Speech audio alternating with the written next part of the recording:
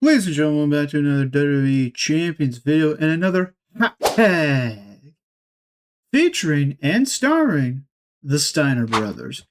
So hot tag episode 4 is now in here, and we're gonna do Steiner Brothers. Sorry in advance if the background yellow here is too bright. I did not test this first. It's kind of a little bright, at least for me. I'm hoping it's not too bad for you guys. Otherwise, let's get into it. So, unlike other hot tag videos, if you've ever seen the series, this is with it being 4. 3 was Soruka, 2 was Muta, and the first ever one was El Grande Technician. This one, unlike before where it's a hot tag, and we're really focusing on one character and then a bunch of characters that can combine with it, this one is just on a tag team. Yes, you will probably eventually see at least Rick in other videos for other characters for him to be featured in, but these two I thought would be great to do as a normal video. Also because the Bo video is really interesting. It's coming along, but it's taking a lot of time. There's a lot of movesets. I want to get everything kind of right. So I want to just make sure that's good, and it probably won't be ready till early, maybe next week, or maybe even middle of the week. So I want to get a video out this week, and this is why we're doing Hot Tag Episode 4.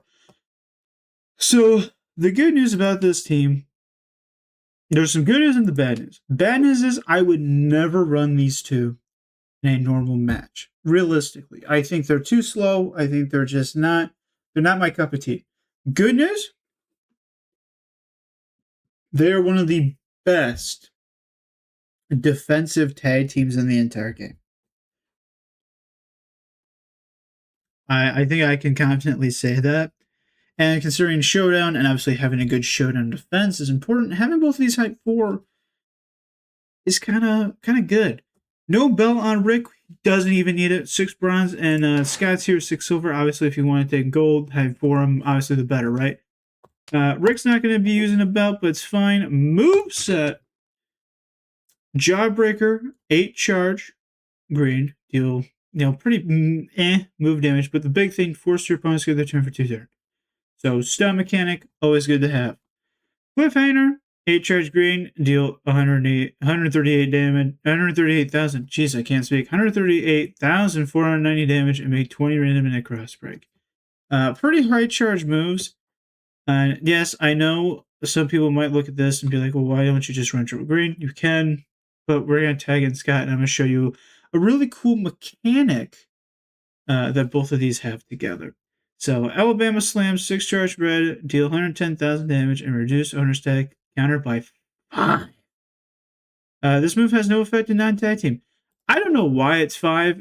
To be honest with you, I don't know why it's 5 and not 3 or whatever. It doesn't matter. I guess higher the better, right?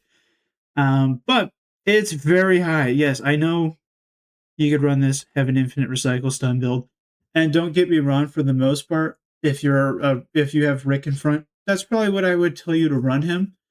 But they do have a really interesting mechanic, and in order to get to that mechanic, we need to get to Scott. However, for Scott to be loaded and ready and everything, Rick needs to be in first. So, but yes, you can obviously just run triple green Rick, and you'll probably win most cases. Now, I have George for 4 MP, I have Bailey for green move 100, which we don't really care. We mainly care about green move 2, 4 MP, Santa Hogan, and then Lex. Here's the thing. I haven't talked about the link yet. We'll get into it. You can definitely switch these up. You do not need these two. You can run minus MP. Heck, you can run Ghostbuster Cena here. You really don't need an MP trainer.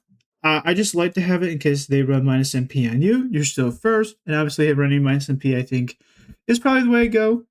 In most cases, however, because I'm 6 bronze, 6 silver, we're going to go up against golds. I'm going to just try and make matches a bit faster. But yes, definitely probably run minus MP, at least on Rick, as he's going first. You can obviously run a belt. Just a way I think to recycle the green move is probably what I would do. If you want to put green rumble, mini rumble, even just to generate 10 is fine. There's a lot of options. If you really want him to be damage, you could put a rainbow crossfire on him. So it's up to you. All right, Scott. Now Scott is actually where I think this mechanic is really interesting, and they're the only team I think in the game that really does this effectively. So Sky here, we're running green, purple, purple. Yes, you could run triple purple. However, mechanically, I prefer this.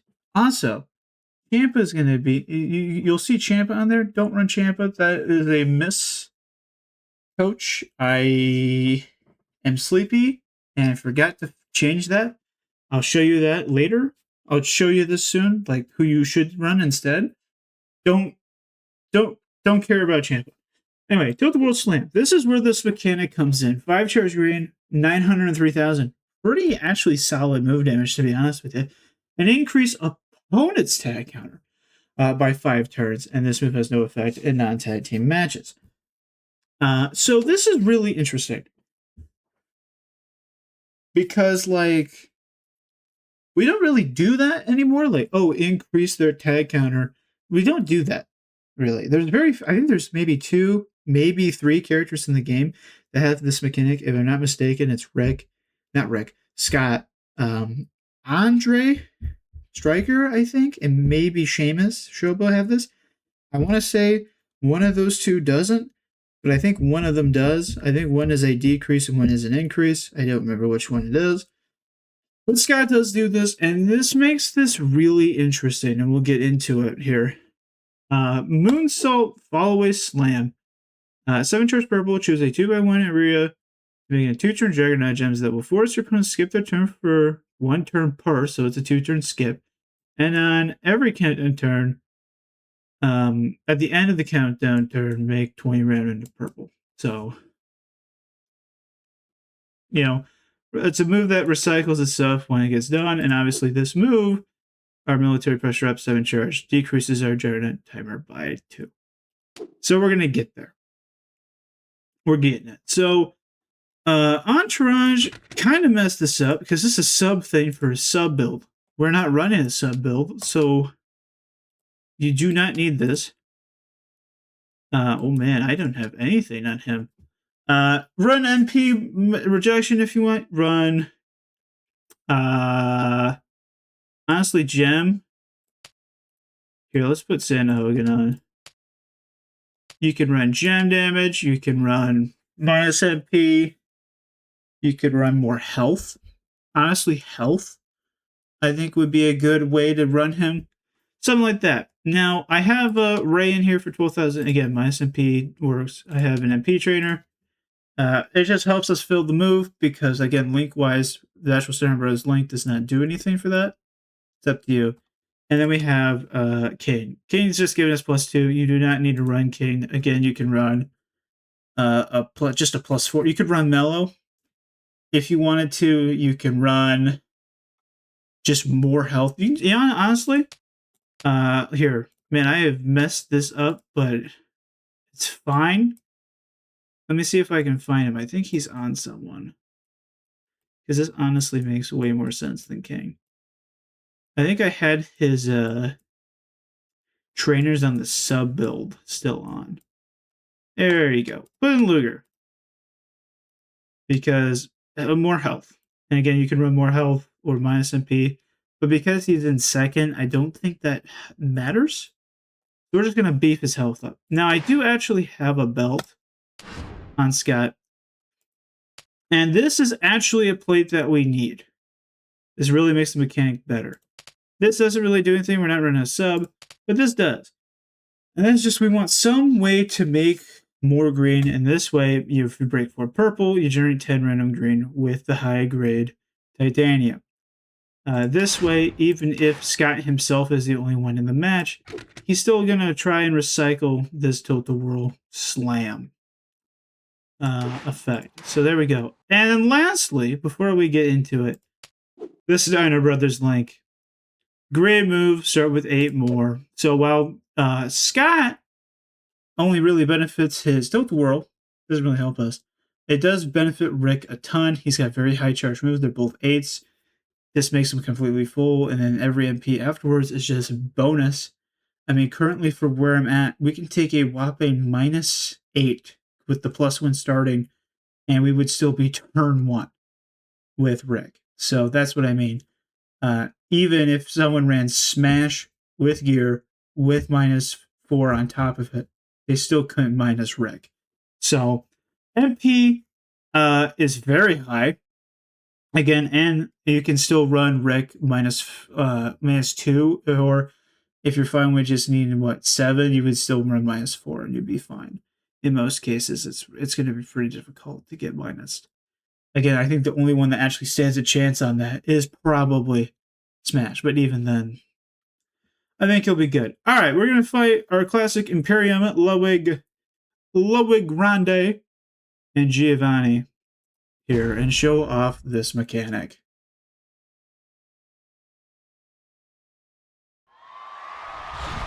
All right, so obviously our MP is through the roof.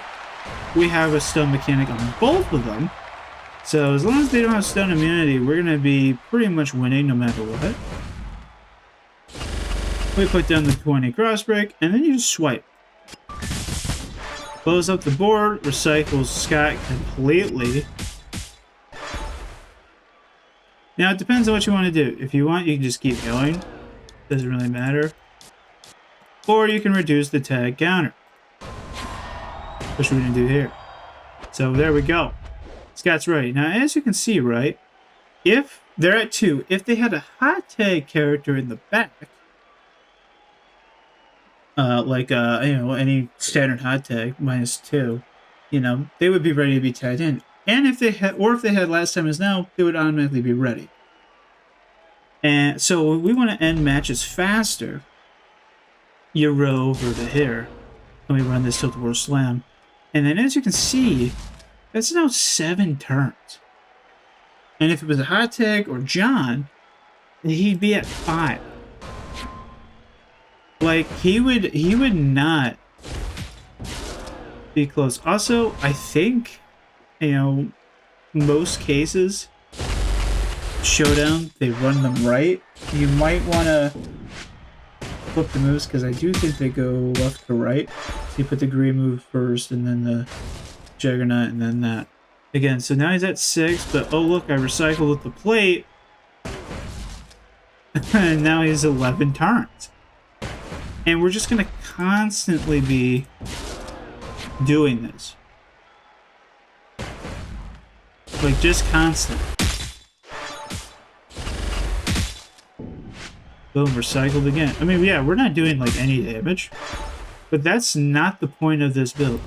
I think these two are just defensive nightmare. They're very strong. Also, for some reason, this move gives you +1 MP. I don't know why, but it also just means you only need a 3 break. Again, now he's at 15. Like, the idea is completely isolates the opponent. They can never tag, pretty much. And if they're stunned like this, you're going to force close the game, and you're going to waste time, and it's just going to be worthless, right? I mean, heck, also a cool mechanic that you can do is if you have a crossfire plate on Rick, you can put his cross breaks down and then tag. And when you tag him back in, it's like Titan rules, where you never lost the buff because it was never his turn. His turn never technically ended. So then you can just constantly kind of stack buffs with Rick if you want, for him to maybe hit harder. And he can kind of just stack that infinitely as well, if you wanted to. So there's a lot of really interesting ideas and mechanics that these two kind of bring. Don't get me wrong. I would never really want to use the two, probably as a, offensive team. But on defense, he's at 23 turns. He has to wait so freaking long to ever get back in this match.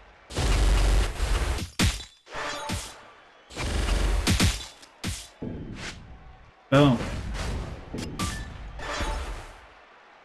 So yeah, for instance, right? Let's say if you had Rick with the crossfire, you can hit a stun or whatever. You can put these down, right? And it would set the stuff off. But if you tag out, his buff would stay because his turn never ended. His turn never ended. So then when he comes back in, because we're going to recycle him with Sky here, he can constantly stack buffs, which is really cool. So, again, a lot of mechanics. They have a great defensive team. Let's just see how high we can get this to go. He's at 27. Now, he's over 30. Look at that. Look how many turns that is. I mean, crazy.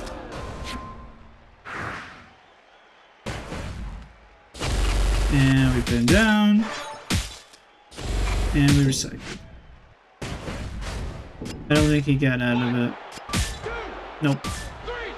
There we go. 30 turns until he could tag into an opponent. So, I'm not going to run this again, just because, yes, it is a long match. This is obviously just going to be a quicker video, so I can keep working on bows and just give you guys something for this week. It's a really, really interesting tag team. Again, I will 100% again say it. I would probably never run this team offensively ever. Just ever. Like, I really don't see myself really ever doing that, right? It's just not going to happen. However, defensively, man, you can get these two height 4 if you can do this. Yes, you don't have to run Alabama Slam in the Tilt-A-Whirl. You could run triple purple, you could run triple green, and it wouldn't really matter. It's just a really cool concept, and the turn up mechanic is really not in the game. Otherwise, no one else really does it, or at least does it as efficiently and as well as Rick and Scott can in a tag team with their +8 green link, with everything they can do. It's a tough thing to do and get out of, and this pretty much means, because again, Rick really can't get minus MP'd and he can minus MPU. No one's really ever going to touch this team, especially if you have M4, especially if they have belts, especially if they have, minus MP, this and that. And the fact that Rick, in order to get really minused, the only one that can really deal with him is Smash with gear and double minus and a whole lot of stuff. It's really tough for him to beat that. Obviously, yes, there's technically other people, like for instance, Eyes of Judgment people, feature plate people that have minus MP plates, and as long as you go first, you'll be fine. But still, considering what you need to have in order to even deal with the team, and in order to even feel confidently able to not just instantly lose, because the difference here is, if you give them one turn, it is probably done for. And the great thing about this build that I have with Rick here is it doesn't really matter. I mean, even with triple green, it doesn't really matter which way he hits the board. Because even if he doesn't make the whole board green, he hits that move first or second before the cross break. He's just going to swipe and blow up the whole board. And if you're someone who doubles down and puts like a +10 green gem generator on him, or something. Here, let me just put a bell on him and see what plates those are. Right? Just like like right here. Break yellow, make 10 random green. So 10 green there. This is break Black, make 10 random green. Break blue, make 10 random green.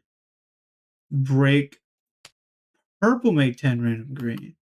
But what's what we got on Scott? So there's a lot of options. Again, if you're someone that kind of thinks the Crossfire fun thing is fun with the Gem 500, run that, and you can do technically infinite damage if you wanted to. I don't know why you want to take that one. Or again, you can be simple. You just throw rain royalties on either of the two, and you will always guarantee as well. So yeah, there's just a lot of options. That's not even including basic plates. Um, you know, I don't remember which basic plate throws green out. Because this is not it, right? Yeah, no, it's not that one. Which one is it? I don't know if there is one or not. There might be. I think there is, but I would think here it is. It's the showstopper. That's right, Jean's showstopper. Brave blue makes it red green. Right, for a basic plate, you can also run that. Or you can run Starcross multi. There's a multi 8 green. He's going to swipe it. He's going to get it, and that'll fill him up as well. So recycling's not an issue. Damage, yeah, there really isn't anything to be like. I mean, yes, I think Scott could if you put his sub in. I think Rick could if you run Crossfire, Starcross. It's not going to hit like absurdly hard, but he would probably take maybe 2-3 cycles against a normal opponent. If we're talking 100% health, it's going to take a bit more. But again, you're not going to use them as a character to use offensively. These are going to be defensive nightmares. And they're probably one of the best defensive teams in the game. There's very few other teams I can kind of think of that really hone in. Obviously, yes, Eyes of Judgment, people like, again, Jacob, Acrobat Jacob, Soul, Double Judgment. Yes, that's a pretty solid team. Anyone like that's not bad. But the difference that they do not have is the fact that they have a really good link. Yes, Jacob has one charge, so it doesn't technically matter, but countdown reversal does affect him a lot. There's not really a lot of crossbreak people, and who knows with Rick, I don't know what he would actually do. The AI, he might just stun first, and if he stuns first, then there's no reversal at all. So for both of them. So again, Juggernaut people kind of get out of the way as well for Scott. So it's just kind of like, yeah, if you give him a turn, it becomes kind of unreversible. Like, you're gonna have to just restart the game and quit at that point, which is just so. This is just an energy waster, a time waster. Pretty much, there's no real reason or like want to put effort to build your team correctly to fight them. You're just gonna go right past them.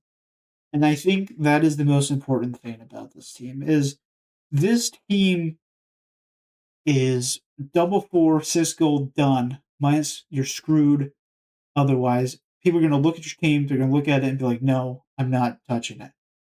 Yeah, sure, you could build the team up, try and beat it, spend time. Because mind you, if you don't kill them in a turn, they're probably killing you. And big thing is 100% health showdowns where you probably can't kill them turn one. Then there's just no point. Like, if you can't kill them turn one and they have their moves and you can't minus that, then you're not touching them either. So, a lot of issues to deal with. Yes, there is definitely characters that can. It's just not easy for them to. And there's more people are just not going to touch it. Honestly, I think I would much rather touch a New Day's World team than this if they're done and ready to go. Which is kind of crazy because these two are pretty old. And I would love to see Hoth versions of these two as well. So we'll see. We're getting some new Hoth stuff with Steph and Rob, and hopefully some others soon. I mean, I would love to see Hoth Sid now that he's finally in it because I've been wanting a new Sid for a long time as well as a King. But that's besides the point. that's not needed for this video. This video's gone on long enough considering it was only one match. So that is episode 4 of Hot Tag featuring and starring the Steiner Brothers. Make sure to leave a like, comment, and subscribe. Obviously, Bo's video's coming. If you guys are excited for that, I know he's kind of rare, but the Abby video did very well considering the fact that she's also an S+. Yeah, I know they kind of put her out, but put her out a lot more, but still. But yeah, I will see you guys in the next video.